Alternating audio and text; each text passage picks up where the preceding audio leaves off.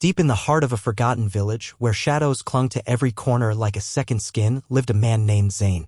He was a solitary figure living on the edge of the woods in a small, crumbling cabin.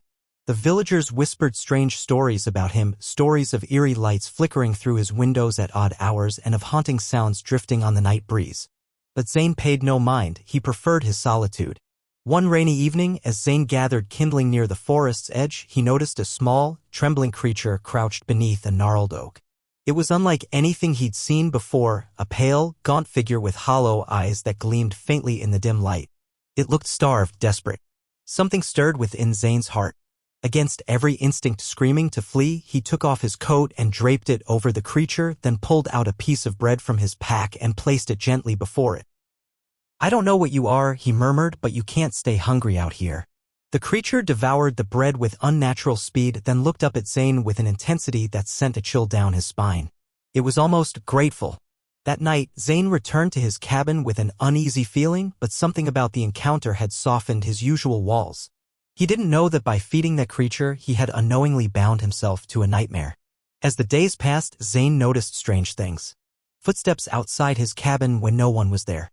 Whispered voices that seemed to crawl into his ears in the dead of night. Objects moved on their own, shadows shifted unnaturally in the corners of his vision. Most disturbingly, the creature had not left. Every evening it would return, silently waiting outside his door. Zane tried to ignore it, hoping it would find its way back to the forest, but it never did.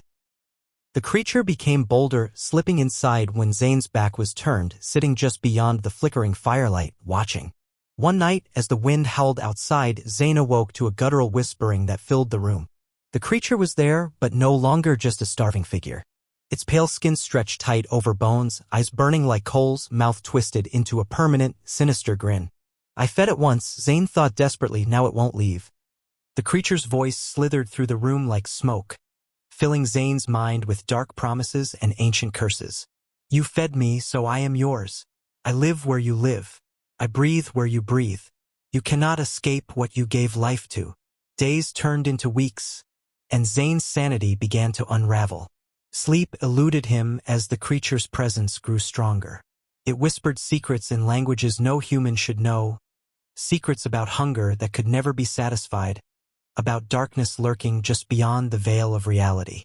Desperation drove Zane to seek help. He went to the village elder, a woman known for her knowledge of old magic and forgotten lore. "Once fed, the creature binds to the giver," she warned gravely. "You must find the place where it came from and return it, or it will consume you."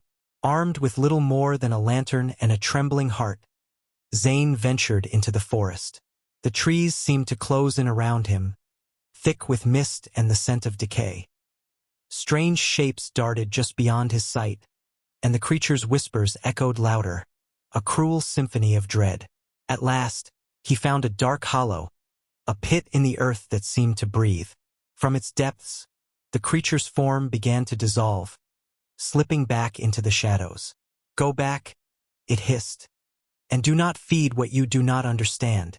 Zane fled the forest, his soul scarred but free, for now. But sometimes, late at night, when the wind carries a whisper and the shadows grow long, Zane feels a cold breath on his neck and hears the faintest crunch of footsteps behind him. Because some things you feed once never truly leave.